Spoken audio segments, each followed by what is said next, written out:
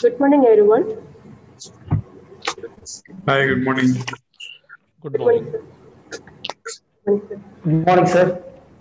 Good morning. I welcome you all to the AICT Atal Faculty Development Program on Cybersecurity and Digital Forensics, organized by Department of Electrical, Electronics and Communication Engineering, Geetham Deemed to be University, Bengaluru campus. It gives me immense pleasure to welcome Dr. D.S. Rao, Pro Vice Chancellor, Bengaluru campus, Dr. Dinesh Seth, Director, Geetham School of Technology, Bengaluru campus, Dr. T.N. Rukmankathan, Head of the Department, Electrical, Electronics and Communication Engineering, today's speaker, Mr. Avinash Kumar, and all the participants of today's FTP. I welcome you all, sir, to this program. Now I request Dr. D.S. Rao, sir, to speak a few words. Good morning, everyone. Congratulations to the team of EEE department for conducting of this conference. Special thanks to Dr. Rukmanathan, Head of the Department of EEE, Dr. Sunita Panda, Dr. Kamalnathan Chandran, who are the organizers of this conference. I think we are living in a world of the cyber world, right? So if you look at each one of our financial assets, be it the banks, the investments that you might be doing in the stock markets, the insurances that you might have taken, all this personal data on Facebooks or your Aadhaar card information or PAN data or all the transactions that we do on the e-commerce sites, the telephone tappings that happen, the cyber crimes that we keep talking about. I think we have become very dependent on the cyber world for our basic day-to-day life. I think any threat to this operation, just imagine that your bank deposits are gone tomorrow. The bank servers have crashed irrevocably. Or your insurance servers have crashed irrevocably. What would be the fate of all of us? Or your defense systems are intruded by people who should not be intruding into that. What happens to the national security? I think we have become a world which is completely dependent on the in the cyberspace, where our all personal data, the economic data, the defense data is all is all available for anyone to reach out and make a mess of it. I think in this context, securing this data, this information of either individuals or the financial data or the national data or the defense data, and if a crime happens, how do you go back and identify and fix that? I think this is an absolutely essential part of our modern living now. The cryptocurrencies, the blockchain technologies are still in its nascency, which would again change maybe once and for all the way that we operate, the way we know about the finances or the money part of it. So I think the researchers who are working in this area of cybersecurity and and the digital forensics. That's to trace back what has happened in the in these transactions and in these data become absolutely important and the most important domain which contributes to our modern living. I think this conference over the next few days would deliberate on the cutting edge research that's happening in these domains, various aspects of the cybersecurity and the digital forensics. I see a lot of topics, where experts from very reputed organizations and the researchers who have spent many decades in working in this domain are going to come and share their experiences, their knowledge over the next 3-4 days. I congratulate once again the organizers and for this conference and choosing a very apt topic for discussion. And wish you all the very best for this conference, and thank you for inviting. Thank you. Thank you, sir. Now I invite Dr. Dinesh Ssl, sir, Director, Githam School of Technology, Bengaluru campus, to speak a few words. Good morning, one and all. Distinguished speaker, faculty colleagues, Professor Rao, panelists and attendees. I welcome to this Untitled AICT sponsored training program, which will be conducted from 14th of December to 18th of December. Cybersecurity is a domain which is essentially interdisciplinary in nature. It overlaps between ECE, EEE, and computer science. And typically it refers to technologies, processes, practices, which are designed to protect networks, devices, programs, data from attack, damage, or even unauthorized access. It plays an important role in each and every organization, whether government, whether military, whether bank, whether corporate, whether medical.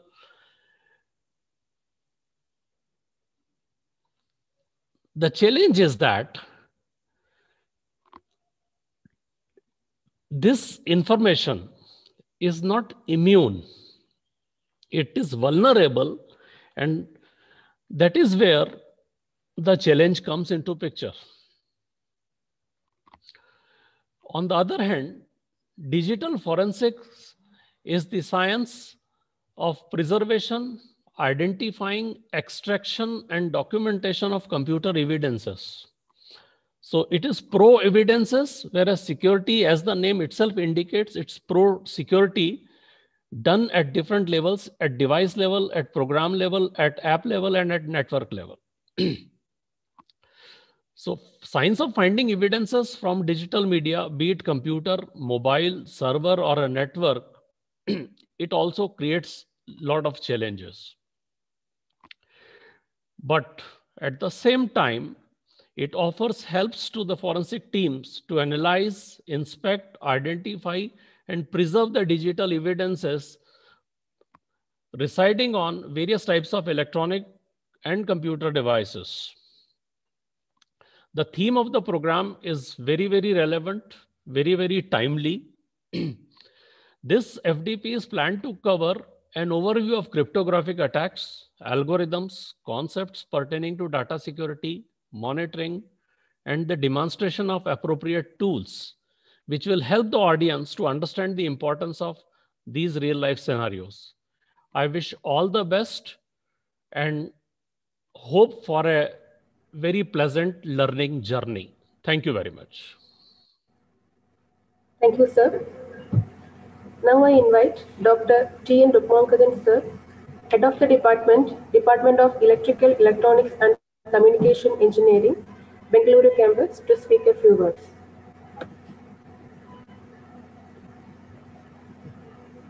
Sir, your audio is muted, sir.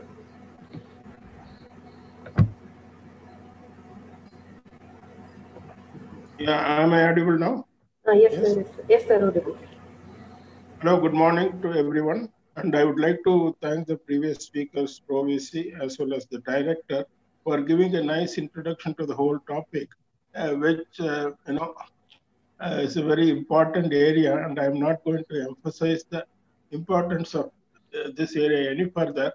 But I would like to draw two examples and tell you how important it is. See, way back in 90s, when the telephone system was computerized, in those days, person-to-person call, operator-assisted call was there, and in that, in the standards, CCIT standards, there was a loophole. What happens is, suppose an operator calls, they have to converse with the other operator and make a connection to the real person. Till then, the metering will not be done. This was exploited by some people. They even made devices which will capture the connection and make the calls free. And they were providing it outside free of cost. This was happening, and this could not be stopped by some government, especially in Holland and all, because there was no law to arrest or do anything, take action against this. And later on, of course, things were plugged in, and now we don't have this operator-assisted calls also. So when educated person can easily tamper with such a system. The other one is now very recently, IMAC research student has just shown. See, these are all ethical hackers. They want to show what is the loophole in the system, and using a Raspberry Pi simple computer, what he has done is to crack open the Tesla car, which cost about $1 lakh, very expensive car. So the modus operandi is like this. See, when you are near, see the system uses the RF messages, and when you are near within 5 meters, it is ready to receive this signal from anybody. And there, the person is able to gain access to the computer first, and then, the same system is used for updating the processor inside the car. So what has been done is that the program itself was rewritten and a new key was generated, and then the overall control of car was got as a digital key. This is because we have the smart keys wherein you just press a button, or when you are near, it senses your presence and switches. So this was just to illustrate how vulnerable the system is. And all this needs less than 5 minutes. Probably I will forward the complete case history to Kamalnathan, and he can share with the participants. So, see, the summary is, where there is a society, there may be some thieves. And where there is thief, you also need locks as well as police. And you are going to have an exciting week wherein you are going to learn about all these techniques and emerge as a more mature person who can handle difficult situations. I would like to thank you for giving me an opportunity, and I hope all of you will enjoy this session. All the best. I had difficulty in logging in through my laptop, so I had to get into my mobile. I hope the audio, everything is okay. Thank you. Thank you, sir.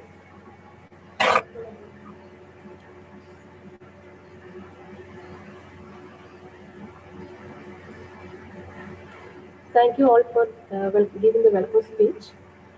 Today's speaker is Mr. Avinash Kumar. Sri Avinash Kumar is Assistant Professor, Department of Computer Science and Engineering, Githam School of Technology, Githam University, Bengaluru campus. He's working as an assistant professor, and he has 1 year of experience as system engineer in Titan Company Limited, Bengaluru.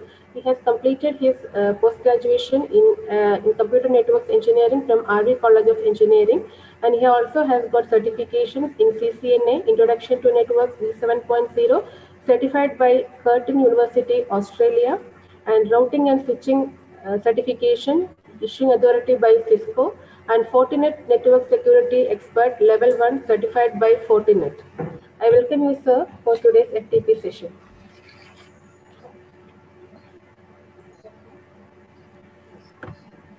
Thank you, ma'am.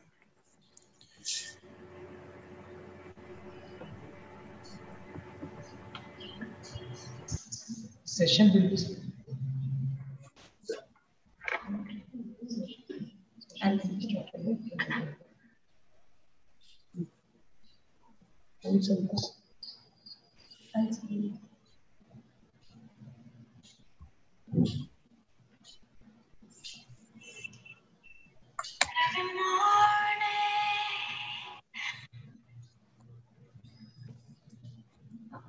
Good morning, all, and welcome to the FTP.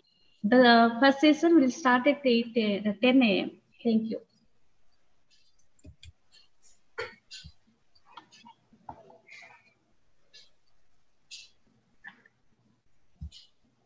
Kindly be in the meeting. We will start our first session at 10 a.m. Shortly, we are going to start. Thank you all. Thank you, sir.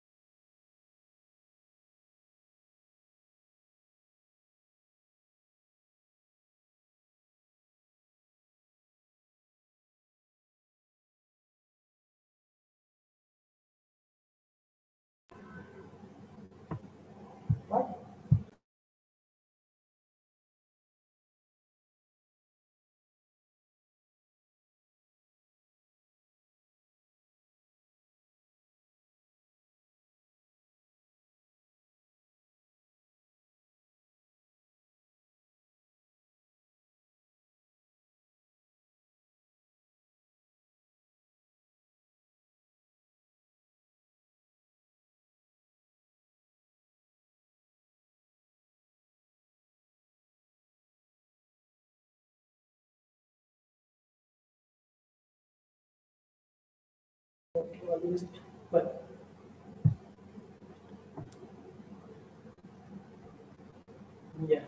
he's ready. Good morning, everyone. Avinash, sir. Yes, sir. The screen is yours, sir. You can start the session. Yeah. Thank you so much, madam. And before I begin, I would like to do some checks if my audio is clear, my video is up and running. And also I'm going to share my screen. Please let me know if the contents are visible.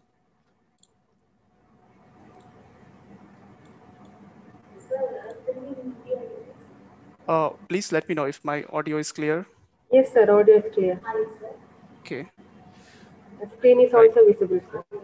Fine. So let us begin with the session. Right. Thank you, ma'am. Thank you, sir. Thank you, all the dignitaries. And thank you, all the attendees. This very first session will be presented by me. Madam has already introduced me earlier. So I'm Avinash Kumar, Assistant Professor, Department of Computer Science, Geetam University, Bangalore. So for the next 90 minutes or so, I'm going to take you on a journey about computer networks, and I'll make sure that you will, at the end of the session, you will feel like you have some kind of a value added or some action item that you can take away, that you have learned something new, and you can use that. So with that, let's begin a session on computer and network security. Right. So in this presentation, I'm going to focus on 3 parts, which is first discussion on network security, application security, and a small demonstration on a network mapper tool, which is called as Nmap. So overall, it should be pretty useful. So starting with the network security.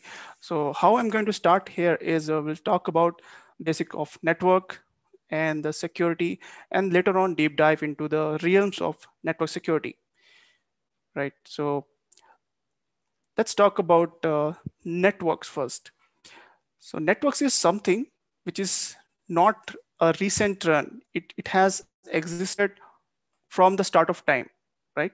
If I ask, or if someone being asked what is a network, probably some of you will be giving this kind of answers, like it could be a network, could be a social network, it could be a internet, it could be a transport network, it could be a network of hospitals, hotels, banks. It could be a physical interaction network. This very session that we are attending this meeting on, it's for the people who are like-minded and gathered together in one place in one particular platform, which is like Zoom, and we are sharing our conversations, right? So network is basically a part of our life, and the base idea here is networks existed from start of time and just got sophisticated over the period of recent times. It could be human interaction, it could be e-commerce, and so on.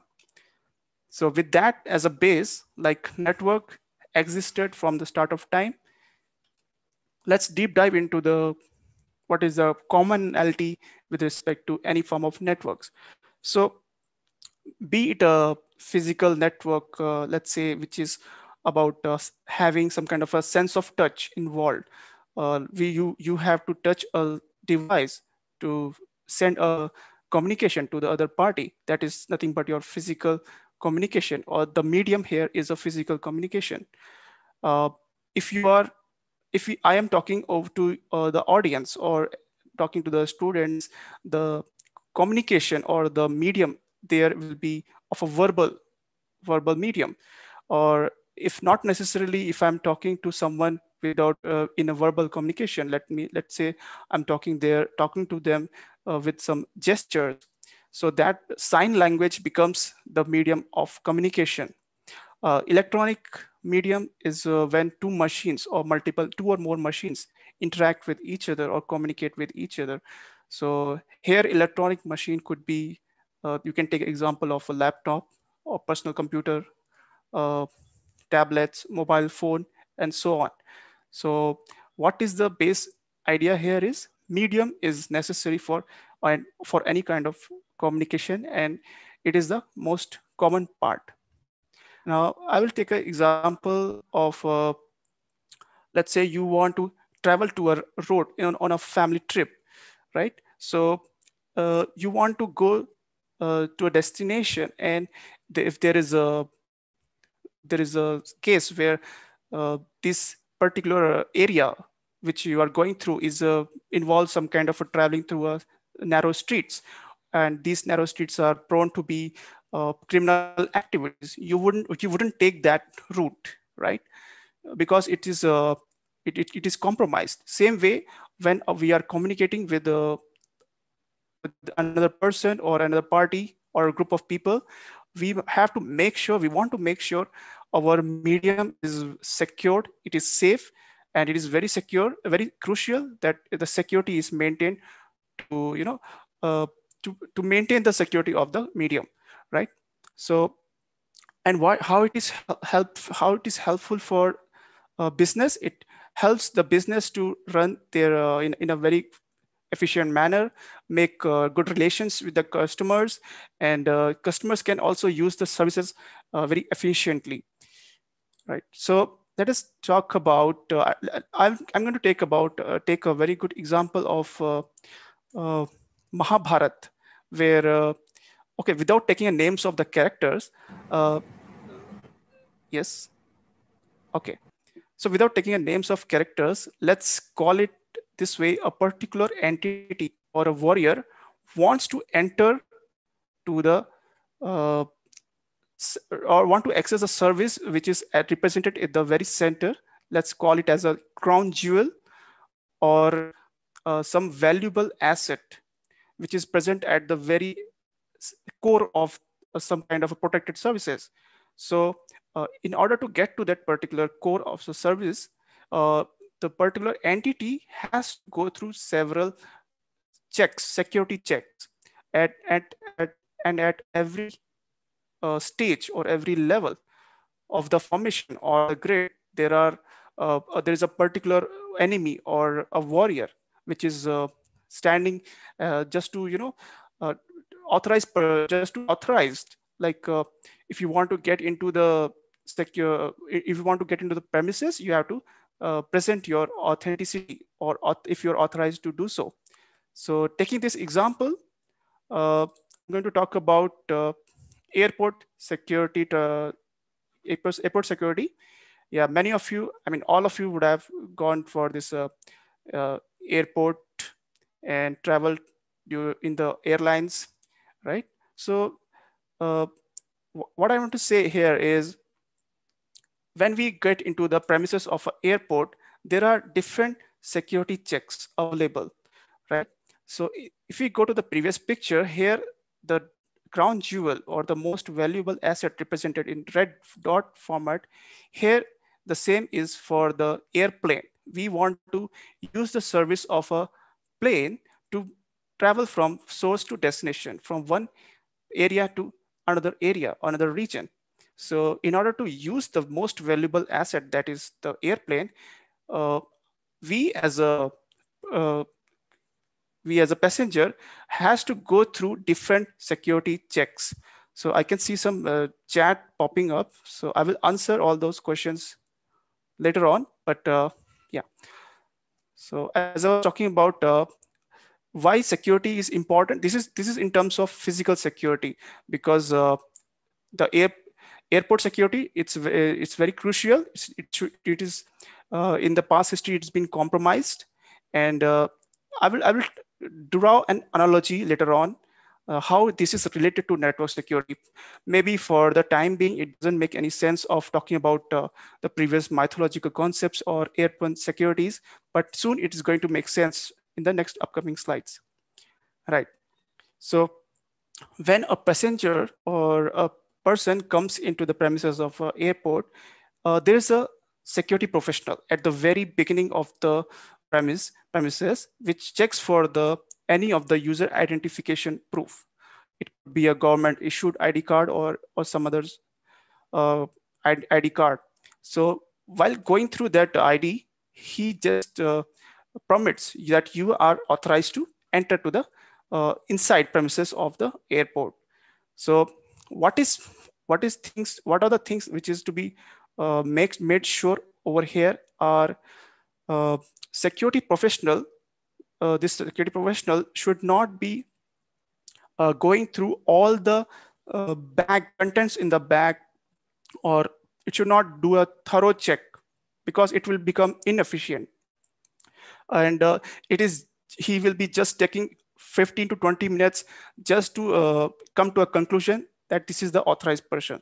So that is not efficient. So what is the out from the outermost check? What is happening here is just looking at the user ID proof, and if it is authorized person, yes, let us make that person enter into the premises. Post that, after clearing the first clearance level, there is some kind of a belt or rolling belt where you keep your luggage if it is a very heavy luggage, and it goes through some kind of a X-ray scan. And if just to make sure the bags that you are carrying doesn't carry any suspicious or harmful objects in it.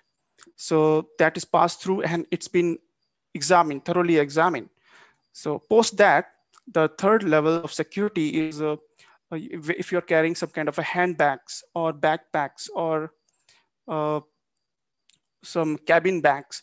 So you carry them with you, and you will be asked for another security level of check where you have to unpack all the contents, electronic gadgets, put them all in the tray, and those things also get scanned under the X-ray scan.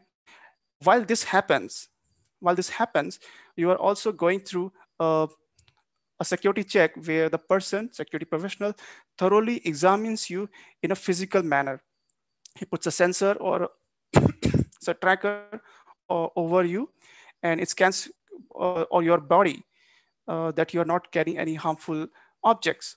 So post that, the fourth level of security check will be every flight or every organization gives you something called as boarding pass, which is, I'm not taking any names here. So it could be for XYZ, it could be ABC. So you will be looking at the boarding pass, you will be sitting along with the particular region that this is the XYZ plane you are taking up, or you are boarding on this particular plane, right? So you will be waiting here.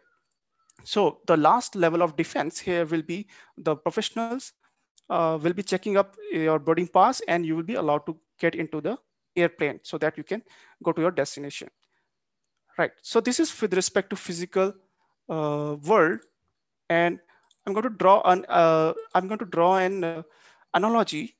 So before I draw an analogy, I'm going to talk about network security in theory. It says network security is any illegal activity or any activity designed to protect the usability and integrity of your network and data. It includes both hardware, software technologies, and effective network security manages access to the network. It targets a variety of threats, stops them from entering or spreading on your network. So I'm going to draw a conclusion or an analogy with respect to airport security checks.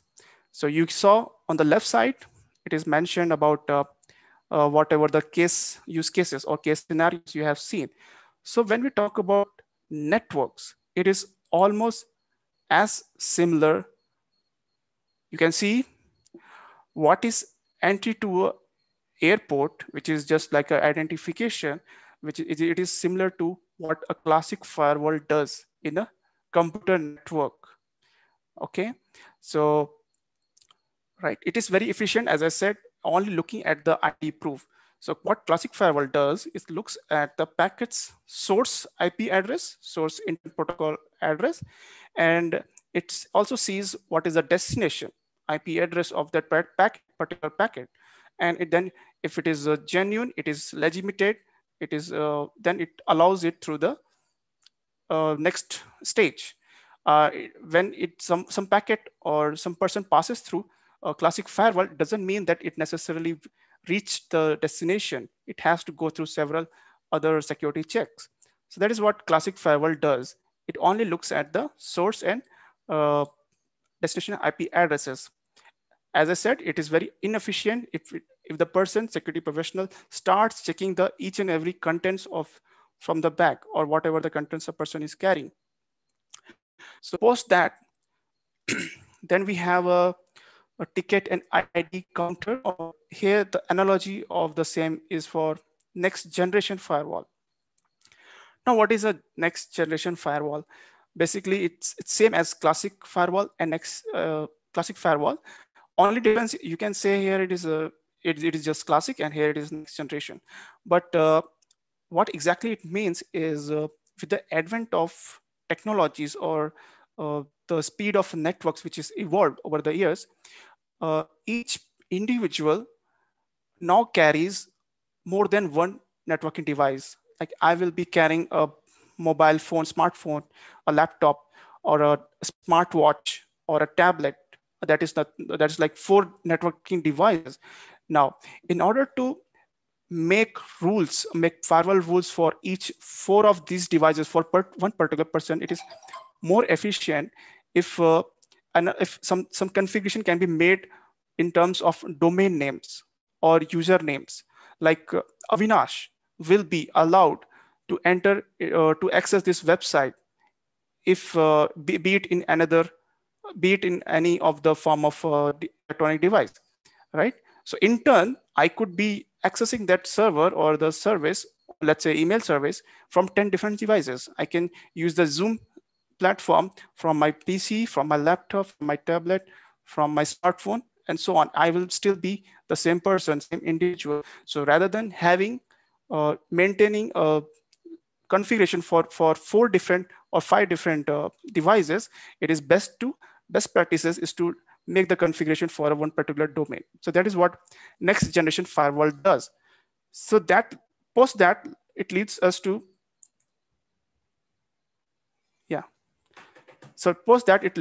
the intrusion prevention systems, which is analogous to the baggage drop and X-ray scan. So what is happening here is, I will take a very old example of what our parents used to say, that do not hang around with these set of students or these people, or you will get spoiled, right? So how they came into that conclusion that these are bad people, or that these are some notorious people by some kind of a notorious or anomalous behavior demonstrated by them with the parents. So same way here, if something, when they do the scan or in the bag, if some object which is malicious in a sense, it means harmful, which can harm your network.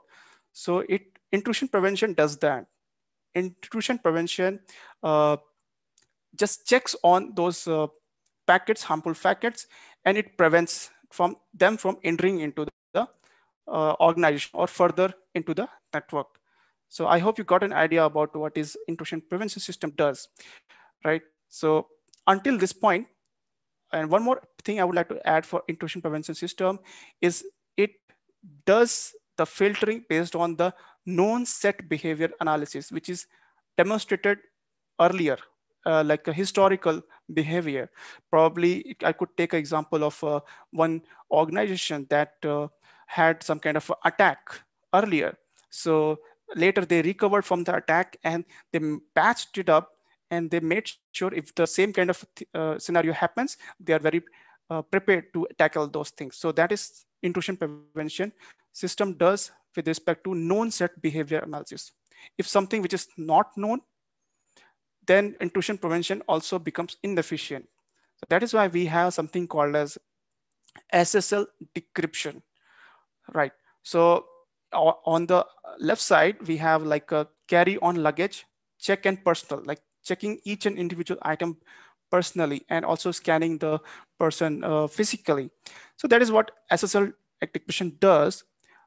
So again, take a very good example that I took earlier about you going for a trip, and let's say this time I'm carrying some very valuable items. I'm carrying a very expensive valuable item and passing through a road, and those people who are attackers, they knows that I am the person, I'm carrying this much cash, and so many valuable items, so they can attack my vehicle, attack me, and grab that data and steal the items. Same way here in networks, we had something called as HTTP, Hypertext Transfer Protocol, which runs in the port number 8080. So how it used to work is when you log in something like HTTP // some banking transaction you're going to do, you log in and to put your password, you will be redirected to the bank's website, but all your details will be sent in plain text or clear text. What it means to say by clear text, it is not encrypted. Anyone can read. If some attacker is able to attack that particular website, it is able to read or grab those details. So what is the what is the next SSL does here is it helps HTTP to provide a secure connection. Now, when we go to any banking website, we see it is HTTPS, and there's a lock option presented over there. So that is the secure part is given by the secure socket layer, SSL. So that protects your data from being decrypted to the outside world, and because it is all encrypted, it is not visible or available to the third person or any of the man in the middle. So the last check here, which is nothing but a payload inspection.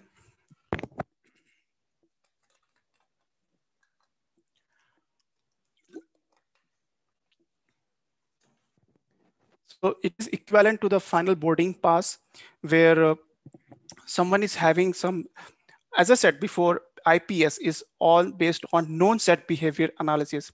If something which is unknown, which is not known, so how you can protect against that is something called as a payload inspection. You put an entity into a quarantine, right? Take example of a COVID virus, which if someone is showing those symptoms, behaviors, and you put them in quarantine, right? If they are not harmful, you let them pass through, let them allow to do the usual work, right? Same way here, the packets are put it into a quarantine. We call the term as, in medical term, we call as someone who is showing this behavior, they have XYZ disease, ABC syndrome. So put them in a quarantine, or in a technical term, we also call them as sandboxing. So I'm going to talk about that sandboxing concept in the later slides. How I hope all of you got the idea about these different security checks with respect to networks and why it is required.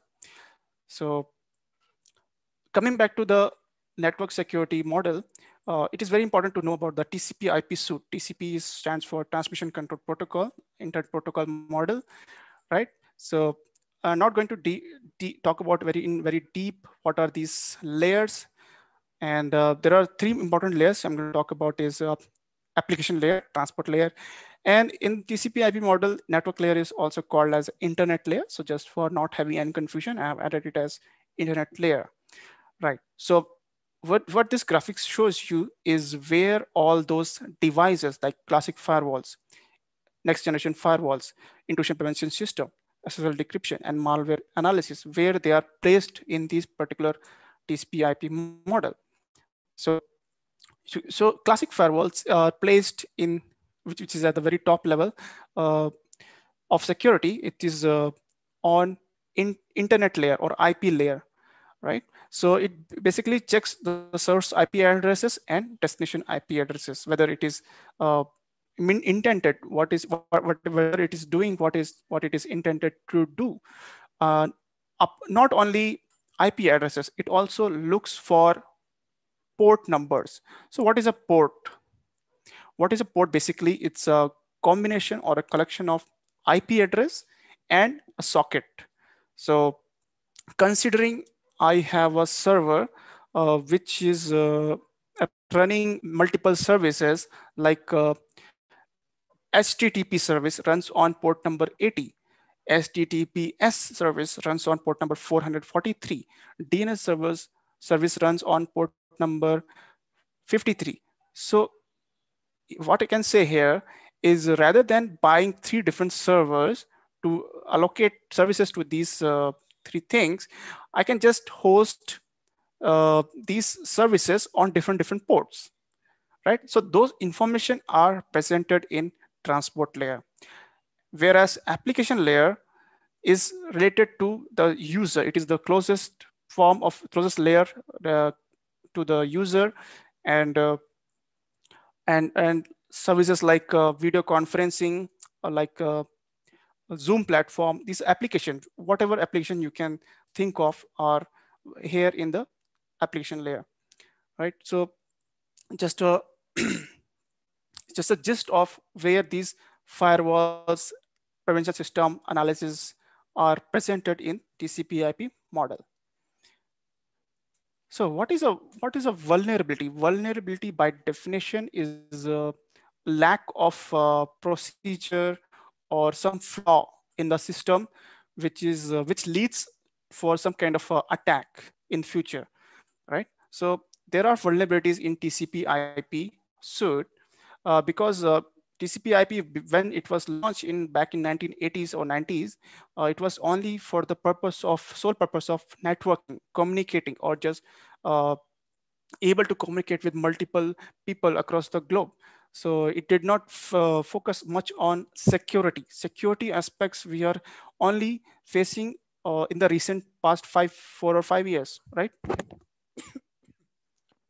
So what are the vulnerabilities we had in TCP/IP? So from the start, I'm just going to list it out. The transfers, as I said, are done in plain text. We used HTTP protocol at that time. And there is a weak authentication between client and web server. So what I want to give an example here is I logged in, I started a browser, and in a browser, I opened the Chrome browser, and I went to Google, and I have written the bank ID or bank URL, whatever the address of that bank is, and it loads up the page for me, the login page for the bank for me. But what is happening at the background, it is actually a little complicated. So bank is actually also checking whether this particular client, which is which is trying to access the server or web server, it is from the legitimate IP address. So if some IP address, which is a private IP address, so bank will not open the banking login page for them. So that is the weak authentication between client and web server. So no solution for Syn packet flooding. So what is the Syn packet flooding is with respect to TCP, TCP, UDP, the 2 main protocols of transmission control protocol layer, TCP layer, or TCP involves some kind of a 3-way handshake. Like before communicating between the 2 devices, it establishes a 3-way handshake protocol, which is like a sender and receiver. Sender will send a Syn packet just for that both parties can synchronize their sequence numbers. So as a response, the receiving party sends in Syn ACK packet, Syn and ACK packet acknowledgement, a form of acknowledgement that you have received the synchronization packet. So after the third message will be for acknowledgement that I have received your Syn and ACK. So this is the last and foremost message, and now 3-way handshake is established. So now we can start communication.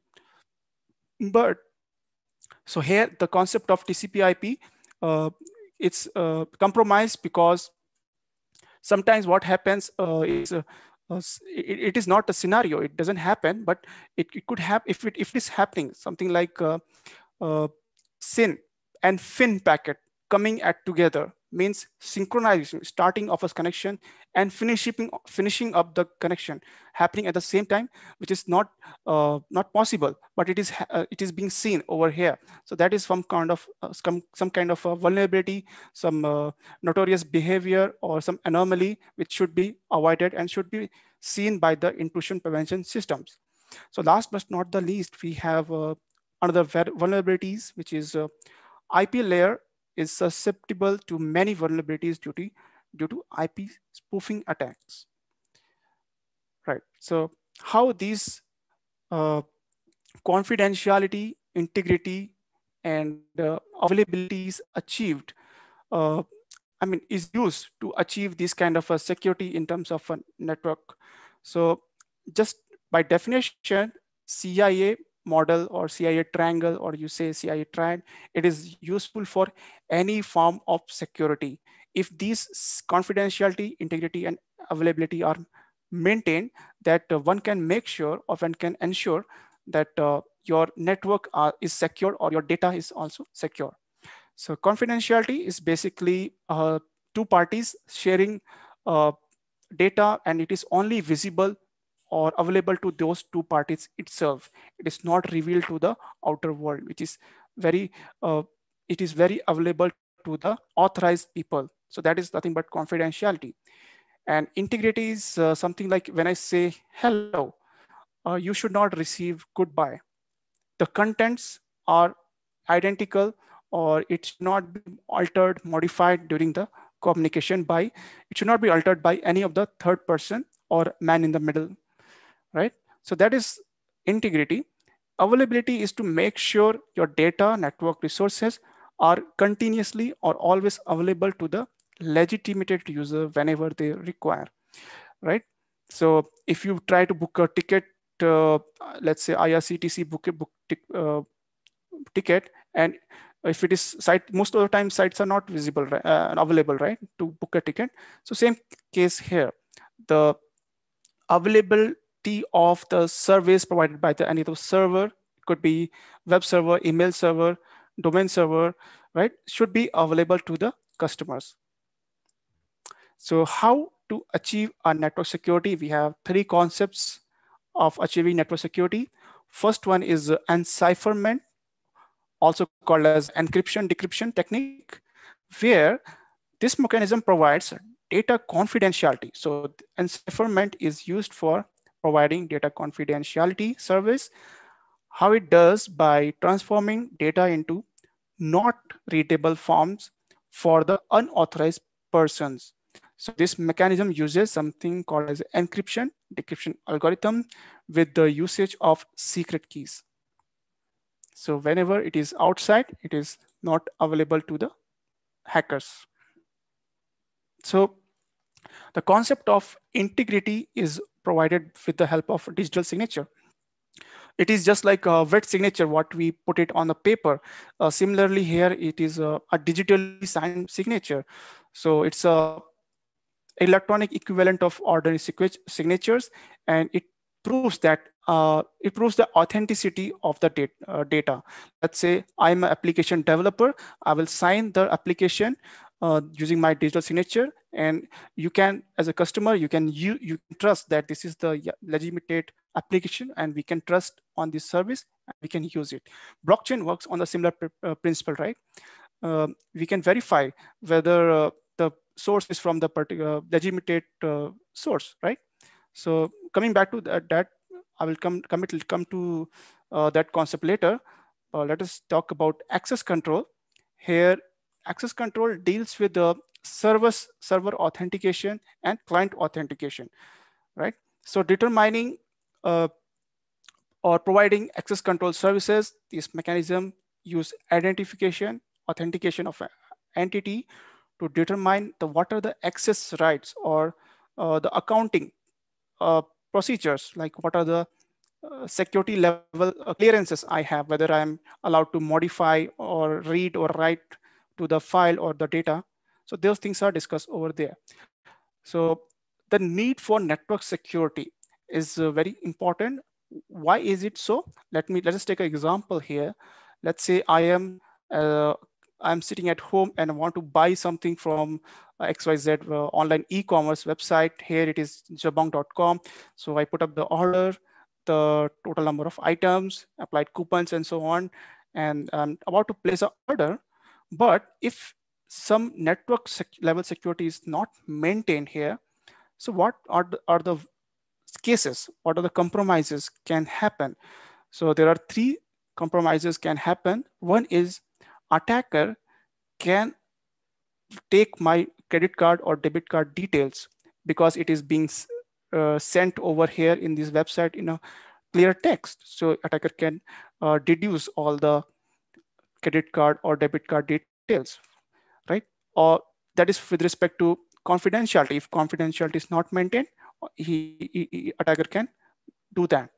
If integrity is not maintained about how much quantity I want, means he can modify what are the contents are there.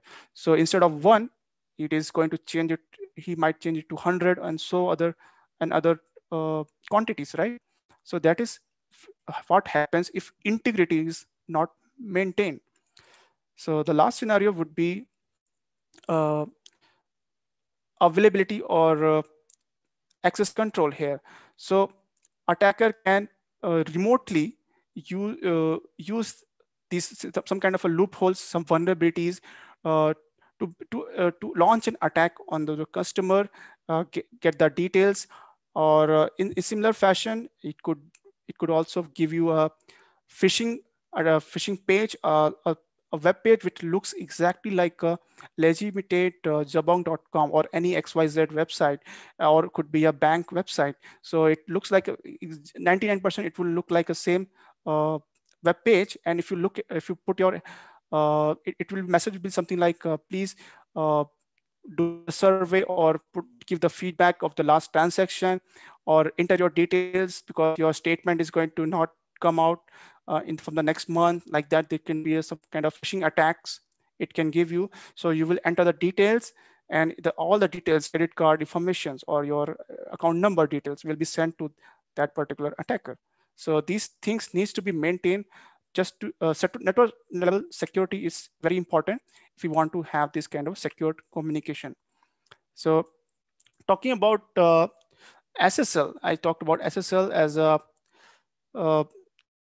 service which is a standard security protocol to establish encrypted links between a web browser and a web server in any of the online communication. When we click on any of the secured websites, right, in recent trends, we see the lock symbol presented over there, which says, yeah, this website is secured and you can trust the website. So that is how SSL works, and some features it provides you at the very top level, at the very surface level. You can say SSL provides confidentiality, integrity, and availability. It is available for all TCP applications, supported by all the web browsers, provide ease in doing business with the new online entities. Like if something is very recent, and how you can trust someone, some website, is by if they have this SSL tag that this is secured, right? You can trust that. So how it works basically, you want to access a bank, and rather than the bank account number being sent in the plain text or clear text, SSL actually encipher or create a hash of that account number and sends it to the particular server. So how it works? It works in two ways. One is encryption. Another one is identification of the certificates. So that is about SSL, secure socket layer. And so need for IPsec. I'm going to talk about internet protocol which was very vulnerable over the years, right? So with the massive growth of internet and the weaknesses of TCP/IP sub protocol, there was a need which was felt that technology can be provided for the network security on the internet. So that the goals of that was to protect IP packets, data signing, and providing defense against network-based attacks. So again, IPsec, which is nothing but an extension of internet protocol, IP security. So it works again in two ways, that is IPsec communication and internet key exchange. So all the encapsulation, encryption, encipherment, and hashing is all done in IPsec communication. It also handles communication and manages all the communication. The important thing here is to maintain or to note that communication is not involved in the creation of keys in both the IPsec communication and internet key exchange protocol. So internet key exchange protocol, which is the second method of IPsec, is the automatic key management protocol, which is used for IPsec. So how IPsec actually works is, let's say, two users, Alice and Bob, they agreed upon sharing of files over the network.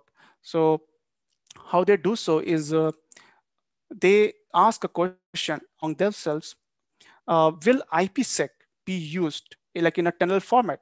Will IPsec will be used by sending and receiving computers? So if the answer is true, answer is yes, that they agree upon some kind of a security negotiation, which involves encryption and decryption algorithm. Also, it generates some kind of a session key, which is being sent to both the communicating parties. So these session key will be sent to both the communication parties, and they can start communicating with each other. That is how IPsec works. So some policies we have for IPsec are all computer servers always request security for all IP-based traffic. Computer will only secure the communication when the security is requested. And all IP traffic will only be transferred over a secure connection. So the last but not the least with respect to network security is resource sharing. The benefits of network security in a business, resource sharing. It also helps you to achieve streamlined business processes, collaboration among departments, and improved customer relationships. So that will be all for network security. I'm going to now move to the application security concept. And over the last few years, we have seen the rise of applications tremendously. Applications being it due to this COVID pandemic also, the application has been rising up very in large number, or the usage of application has increases, and all sort of applications, online classes, and I can say XYZ applications are there. And what happens is usually the application developers, rather than looking at the security aspect of it, everyone is focusing of creation of different and newer applications just for the business sake. They're not focusing the same amount of focus on security aspects. So that when they do that, they use open services or open source platforms for creation of these applications. And when they use open source platforms, it leads us to a lot of vulnerabilities, like openness of any of the network leads to some kind of vulnerability, or it is prone to attack. It is just like a wired network and a wireless network. A wired network is, although it is not so convenient, it is like so much of cables you have to put for having the communication. Whereas wireless, you can use it from anywhere. You can use it in handheld devices. But the openness of any of the network leads us to its vulnerabilities. And again, they are prone to attack. So these are all open source platforms, which is being having some kind of vulnerabilities. And as you can see from the graphics, they all application developers focus on their test, build, code, plan, monitor, operate, deploy, and release aspects, but nowhere about the security, right?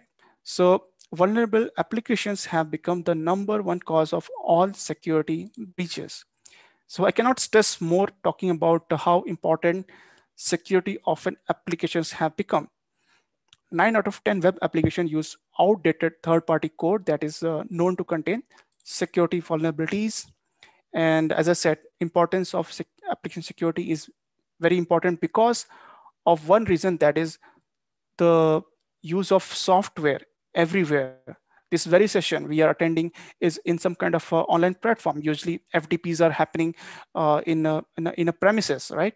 So online classes are happening through some kind of software. What you are sending an email, you are sending a banking transaction. We don't go to bank nowadays, right? All the things are happening through some kind of a software, and that is nothing but applications. So by definition, application security is the use of software, hardware, procedural methods to protect application from external threats. So why do we need applications? Why should we actually care about application? I just mentioned so many usage, like all physical communication that we were involved in, like we don't get to have the physical communication, rather than we use some kind of online tool, online platform to interact with each other or to do businesses, right? So applications are how we communicate even to each other. Application vulnerabilities are the top means which are used by attackers. I will come to that part, why attackers are moving to the applications. So you can see these graphics over here.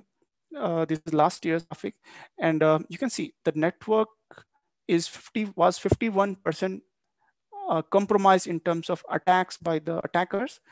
Reference, the attacks have been moved towards the applications, like VoIP, simple mail transfer protocol, domain name servers, HTTP, and so on. So why it is happening though? Because attackers are where the users are, and where the users are in the some sort of applications or another. So looking at this graphic, you can say 34.78, more than 1/3 of the applications which is using some kind of internet or network of some sort of another internet and network, which is nothing but a backbone of any of the network or applications which for your businesses or for anything to run. So one of the three services or applications are having high or critical risk of being able to be attacked by attackers, right? So what is the actual flaw here? Who is responsible for this vulnerability? We will think it is the application itself, but that is not the case.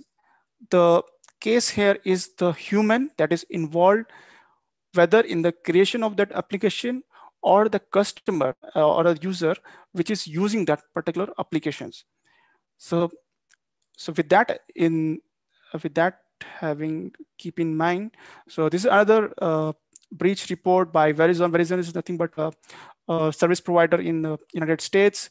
So rather than providing services, they also do an annual breach report, right?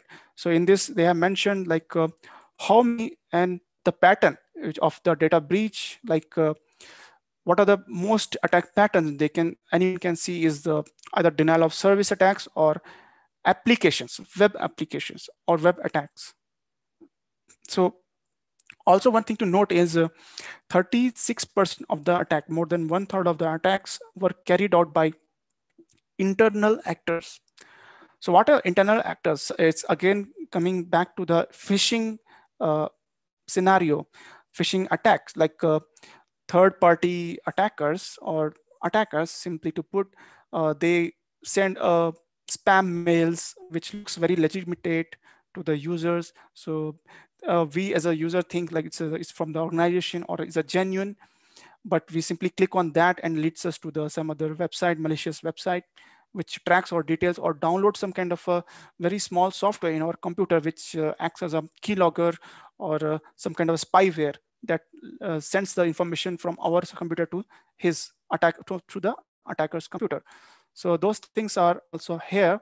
And if someone, if I set a scenario about or a survey, what are the different categories of applications? So so these things will come to anyone's mind, right?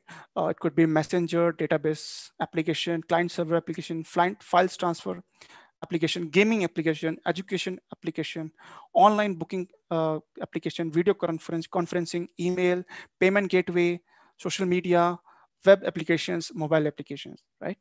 So there are so many applications, but here in this particular, for this particular presentation, I'm going to focus on or stick with the mobile application security concepts. So mobile application security concept, why? Because everyone nowadays is on mobile phone, right? Everyone uses smartphones. So what are the three basic concepts we have here is authentication. Like simple authentication means writing your user ID and password just to log into the platform, like how we used here is a login and password to enter into the Zoom meeting, right? So that is authentication. Authorization, like simply to put, I am like a panelist member, I have more features over the call, and let's say someone else will, as a viewer, has less permission or less clearance levels. So basically authorization is also very important along with authentication. And the last one we are going to talk about is data security, right? Data security is very important, and I talked about 3C model, three concept model, that is a CIA model. So basically what it means is if someone wants to ensure their data to be secured or protected, these three concepts, confidentiality, integrity, and availability, needs to be ensured, or it should be make sure that these three things are achieved.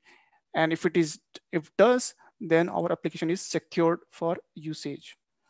So talking about I'll just go through quickly about these things. This is very basic level. Authentication, we see first level is user ID and password, something which you know, which is password. Something you have is nothing but some kind of phone or email, where it's just like a two-factor authentication. You will be getting a OTP, one-time password that you can put. Nowadays, we have something called as a multi-factor authentication also.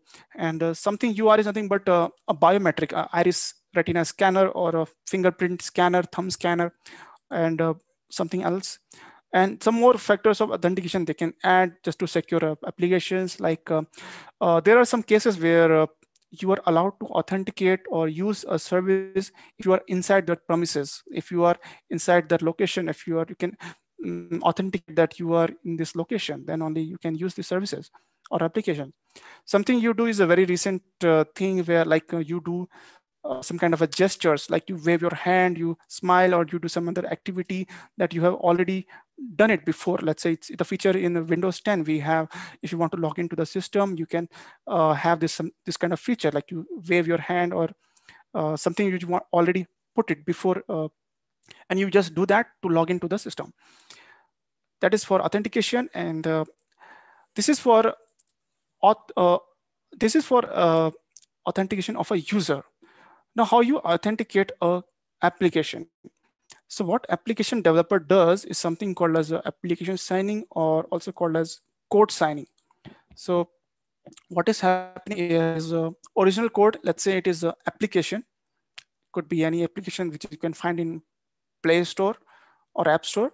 And what application developer does, he attaches his private key along with that code, right? So a private key is attached, a hash is generated, and the application is digitally signed. I talked about digital signature concept, and this is what blockchain also works in a similar fashion, right? So your source is, you can identify the source with the, verifying the application, right?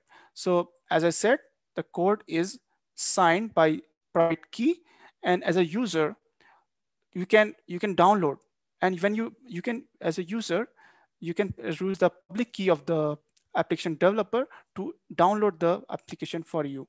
And when you download and you can use the service or application, you can see that it is from the legitimate application or legitimate developer that you are authorized, or you can trust this application. So this is with respect to decryption. Encryption happens in reverse. You encrypt it with public key and decrypt it with private key. And always remember, with respect to asymmetric key cryptography, which is we are having right now, has two different keys, a public key and a private key, which goes along in pairs, right? So that is, okay, I took example of a plane earlier, airport security check. So this is with respect to a bank. Again, it's the same authorization concept, like we don't usually go to bank nowadays, but or you've been to bank and there's a general user area where you can just enter without any ID proof, you can just enter. Privileged user areas probably for if you put some kind of query, you want to have immediate transaction or some other issue, then you will be enter into privileged user area. Employee workplace, we as a user cannot enter that. That is the employee's workplace. Then there's a safe deposit where even the employees might not be able to enter, and only the manager might be able to enter to the safe deposit. There is very secure at the very core is vault, where no one can go, only probably the one of the authorized person can go. Similar to applications, it is the same.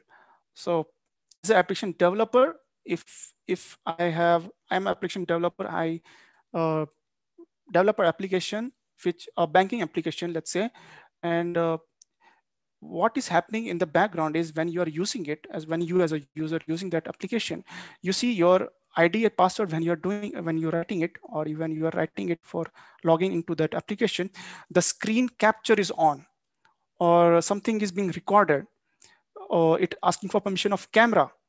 So that is definitely malicious, right? That is not indented. That is not a trusted application will do. So that is, those things should be avoided. So those things, again, I'm going to talk about in the next upcoming slides. So this is another thing, sandboxing. Probably the most two common words we are hearing from the last 1 year or so is social distancing or quarantine, right? Sandboxing is similar to quarantine, right? So all the applications that are there in your phone or systems run in a sandbox environment. You would notice when you download something from the Google Chrome, it asks, allow the application to open up using XYZ document reader, XYZ ABC, PDF reader, and so on. So all these applications run in a sandbox environment, right? They don't interact with each other unless you explicitly give permission or grant permission to read the file with another software or another application. So all this application runs in a sandbox environment. And it is very important, applications should run in sandbox environment, because if they carry some kind of a badness or some malicious, notorious activities, it should run there in their own content environment. It should not spread it out to the other applications. That is the concept of sandboxing. So yeah, encryption and accountability. Just like how a matter can be in 3 states, solid, liquid, and gas, data should also be encrypted in all 3 states, whether it is in rest, motion, or in use. When data is in rest, it could be stored in a database, or it could be stored in a pen drive or so other thing, right? So it should be encrypted in that. When it is motion, let's say I am sending an email to another colleague, right? Data, when it is being transferred in transaction, that is also where it should be encrypted. No other party should be able to read it unless they have permission. In use, let's say when I'm using it, when I'm downloading the data, I'm about to use it, it should be still be encrypted. And accountability means login information, that when I've logged into the system, what are the activities I have used, whether I modified these contents or I've read these contents or written some files and so on. So that is about accountability and encryption with respect to applications. And this is with respect to virtual private network. During this pandemic time, most of the IT and so on, the organizations working from home, right? They have deployed this working from home model. So how they do connect to the company's databases or organization servers? They use the concept of VPNs, virtual private networks, to connect securely and safely to the organization.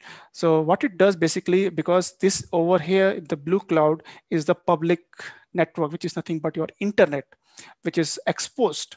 And you don't want to reveal your sensitive or very secured information to the outside world. So the concept of VPN comes handy over here. And per app VPN, it takes it to a level above, or you can say level below in terms of security. Like it isolates each applications, and only the approved applications are able to run. It also runs a compliant software on your device. Basically, if you are using a email, so it gets connected to the email server only. If you are using some kind of authentication service, it gets to the server which sends you the authentication procedure, and you connect to that. If it is some domain server, that is separately. So that is how per app VPN works, and it isolates each application.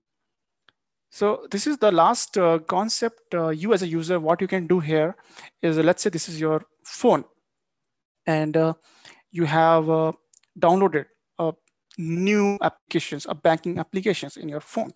So when you run the first application for the first time, it asks permission, allow permission to access messages. Fine, okay, that is fine. You can say, you think like it is asking for message permission, probably to read ODP or contacts. Okay, fine. Next, then it asks for permission to access storage. Okay, then is also okay, I guess, because bank might need to access some kind of a storage activities. But then it asks for bank is asking for accessing of photos and videos. That is where you start having suspicion, like why the bank is asking for photos and videos, right? So there is something fishy out here. You also see bank need access to camera. So why the bank application needs access to camera, right? So probably to record my contents or some activities, some photos, my personal information. So that is where you can be vigilant towards how much permission you can want to give to an application. For my surprise, I have done this. I have rejected 0 services. I have given 0 services to the application that I downloaded recent time, and the banking application still ran on my phone without having given permission of all these sorts. So this is where you should be vigilant. And if you want to know more about these things, you can go to over these references. If you want to, this is a very important site here, virustotal.com. And whichever file you're going, let's say you get a URL, you can just copy that URL, uniform resource located, open VirusTotal website and type your URL there. You will see if it is the URL is trusted, it is proper, or it is secure. So you can just take a snapshot of this. And okay, and now I'm going to talk about the last some small demonstration about network mapping tool, or also called as network mapper. Okay, so by definition, network mapper is a free and open source utility for network discovery, securing auditing. Many systems and network administrators also find it useful for tasks such as network inventory, managing service upgrade schedules, and monitoring host or service uptime. So I'll take you to a small demonstration of network mapping. So let me just stop sharing and start sharing a new screen over here. Right. So I hope you will be able to see my screen now. If I can get some acknowledgement that my another operating system Ubuntu is up and running and visible to everyone, that will be really helpful. Right. So I hope all of you can see this screen, black terminal over here with the icons on the left sides.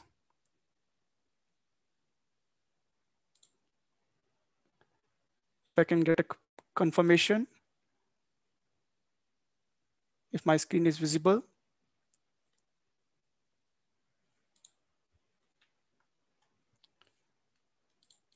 So I'm waiting for confirmation still.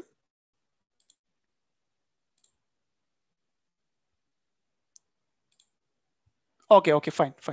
Right. Thank you so much. So here I'm going to talk about how network mapper works.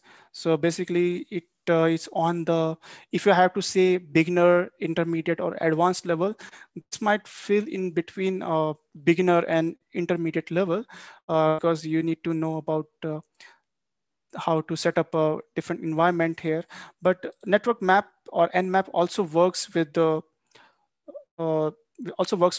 Windows, Mac OS, or Linux operating system. So here for the purpose of this presentation, I'm using Ubuntu latest version 20.04. So this is a Linux variant. And how you can check here if you have nmap or not, just type nmap. And if you enter here, I'm seeing here as complete information about network mapping 7.80 because I've already installed. So if you have not seen this information, you can write this command called as apt-get space install and nmap, followed by space and nmap. So apt-get install nmap. So for me, it is already installed. So you no need to install it. If you get this error, you can, it is asking for a root. So you can just write the command sudo. Sudo is the super user command, and sudo apt-get install and you type that command. You will be asked for password. You write down the password, and it will install for you. So it is 0 updated, 0 need installed because it's been already installed for me. So that is about installation procedure of nmap. And then nmap is a network security network diagnostic tool, network exploration tool. Gives you a lot of information about subnetting, your securing your how you can secure your home network, or some of the vulnerabilities which can be presented in your network. Let's say not always we are in a home, not always we are in our own office. We sometimes travel, we come to different we travel, we go to different airport, hotels, restaurants, and we want to we access different networks. So how we know if some network is trusted or not? So you can use the feature of network mapping, this tool, to find out the vulnerabilities in a network.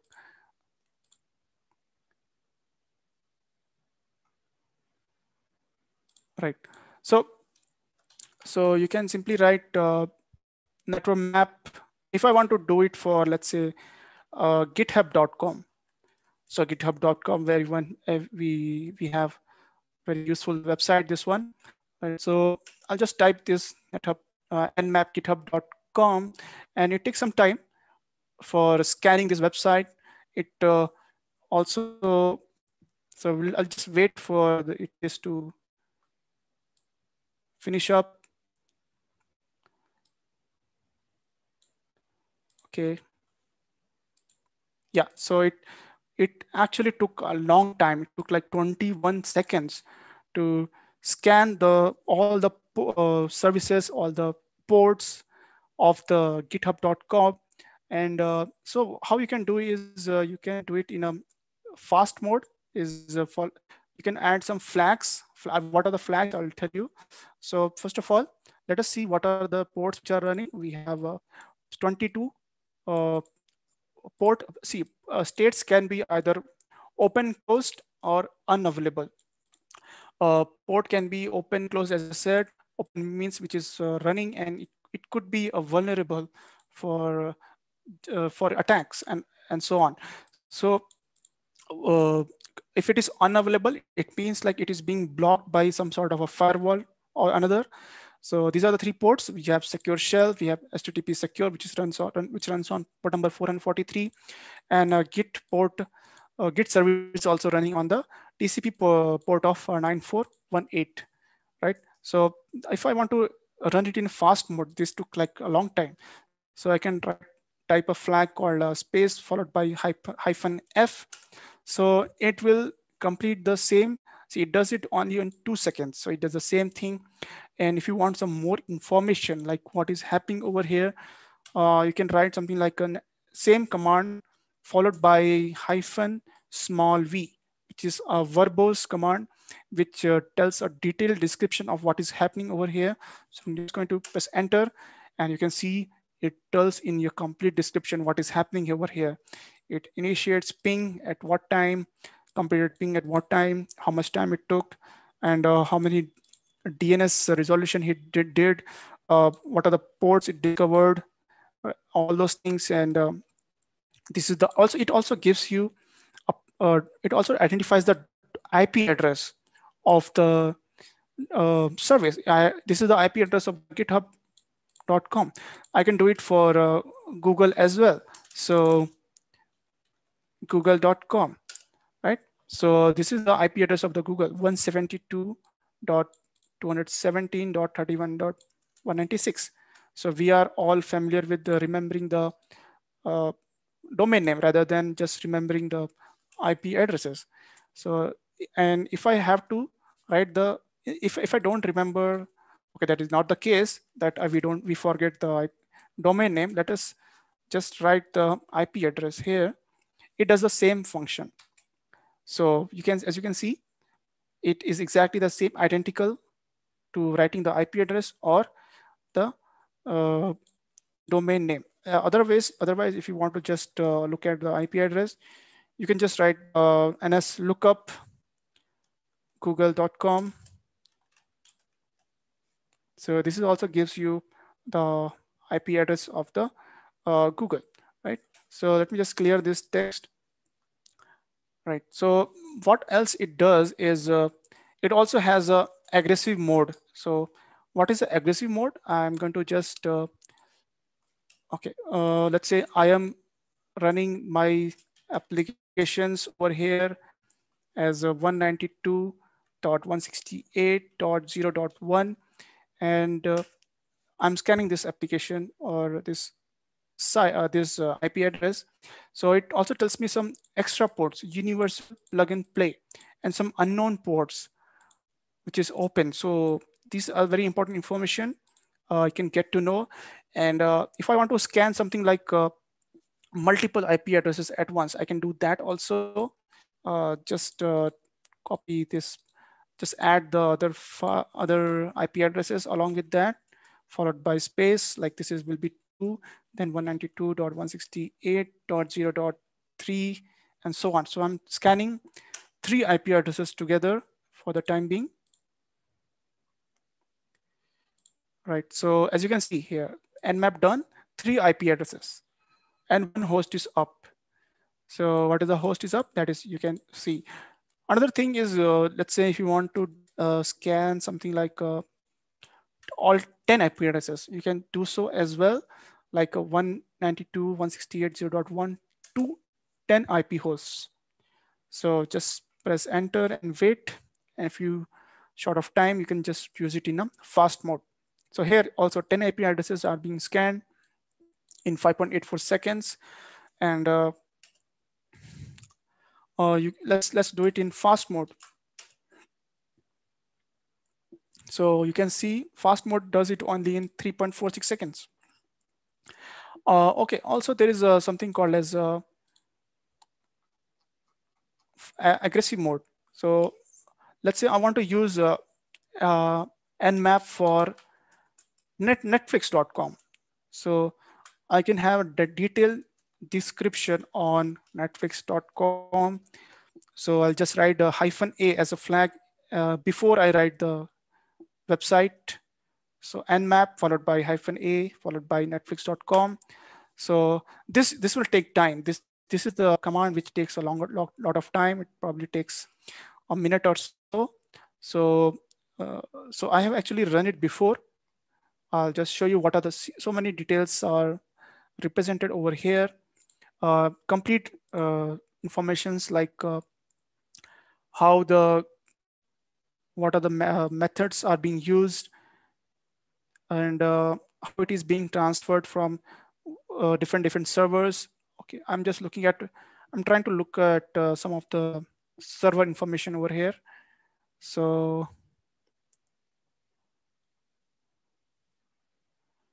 okay, so there are different domain names you can see over here. It is from dnsnetflix.ca, which is probably for Canada, right? This is for commercial, and from different it is getting routed from different domains. Okay, right. So that is what aggressive mode does. And another thing is another command we have here is something like nmap 192.168.0. Star is for scanning all the 255 hosts, right? And that will take some time because it will be scanning like 255 IP addresses.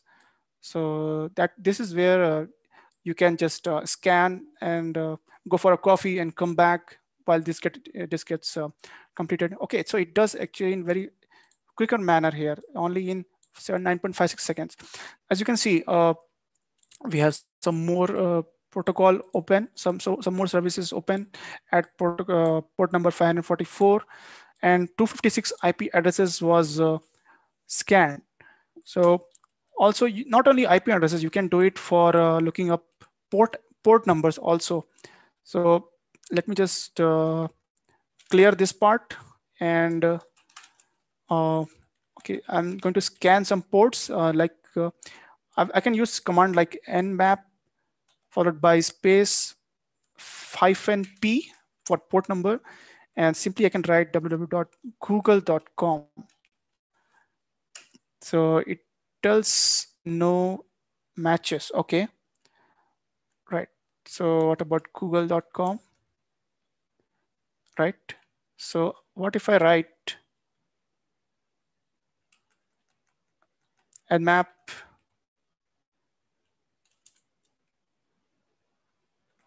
okay, so it will be something like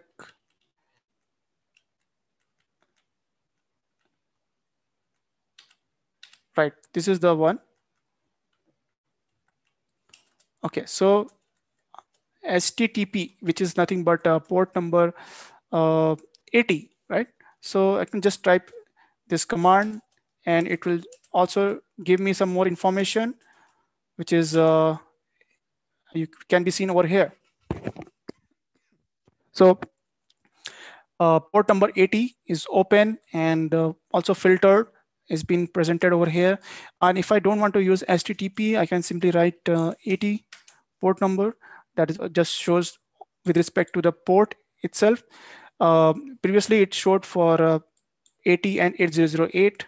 Here, if I want to do it for multiple ports, let's say 80 and 53 for DNS and 443 for HTTPS, I can specify it by separating with the commas, press enter, and you can see all these three different ports, like domain names have a DNS working on port number 53, HTTP on 80, and HTTPS on 443.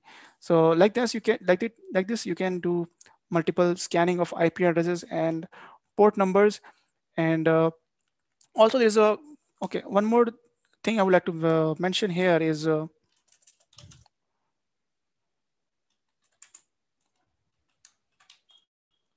okay, and RM targets. So yeah. Right. So right now, I want to let's say I'm running information on these services, and I want to save it in a file. So what I can do here is I can write a command such as nmap. Okay, it should be here. Yeah. So whatever the results I got now, I want to store it in some file. Let's say result.txt. So what I can do is nmap followed by O, capital N, and results.txt, a text file. And I can just put it there. Now, as you can see, the results.txt file is being formed. So what are the contents of this result.txt file? Just press there. These are the contents which is already being presented now, right? So, or you can simply write on 192.168.0.1. Okay. Another command here is let's say touch. Okay.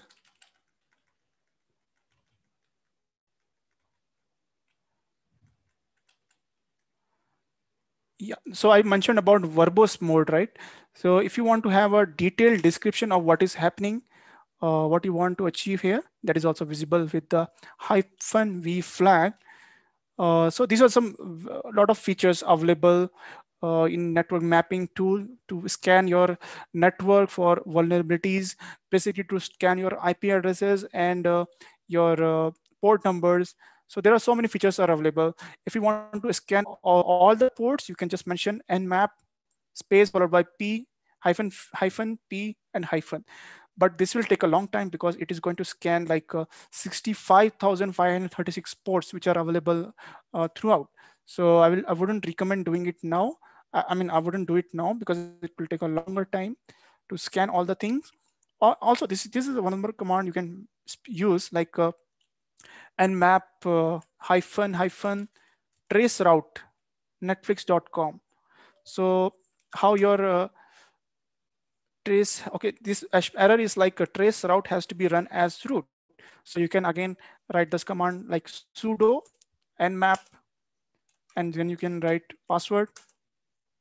And when when you do that, it is going to pop up on your screen the trace route information of all the ports or all the information related to netflix.com. So in a few seconds, I probably think we'll see a complete description of that. So it is now scanning. So here we go. So it took 18.60 seconds to find out the different addresses, different gateways, and also shows you the, okay, this is the example where it is showing you the ports which is closed as well.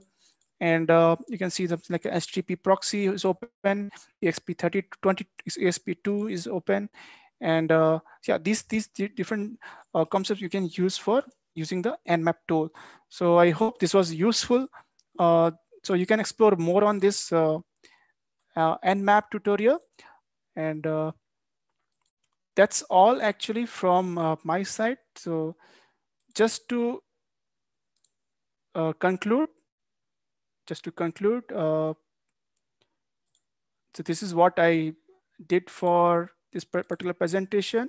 For sake of this presentation, I discussed on computer network and application security, and we touched upon the three major concepts of network security, the need for network security, application security, and a small demonstration of network monitoring and diagnostic tool, which is Network Mapper. It's open source, freely available software which anyone can use. So at the very end of the session, I would like to say, hopefully this was a little informative, and you can just take away few action items with you, and with the feeling that these 90 minutes were wisely spent and it was useful. So with that note, that is from my presentation. Over to the panelist members. I think I finished on time as well.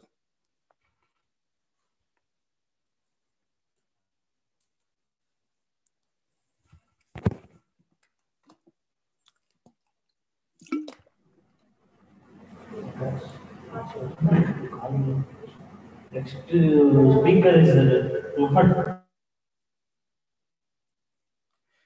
Now, if any one of you want to be in some more information, if you require, you can just approach me on, this is my email ID. So I'm just going for that. Actually, I visited the website.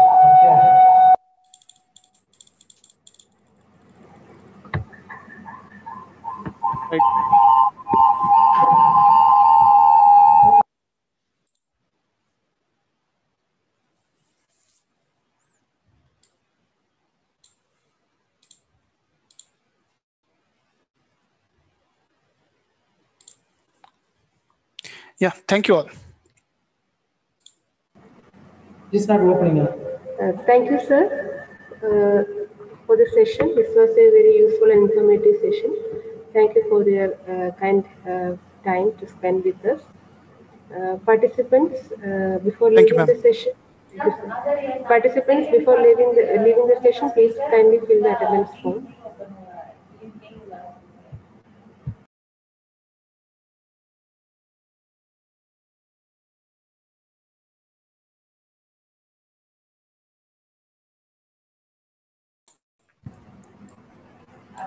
The next session will start at 12 o'clock. Please log in 5 minutes early. Thank you.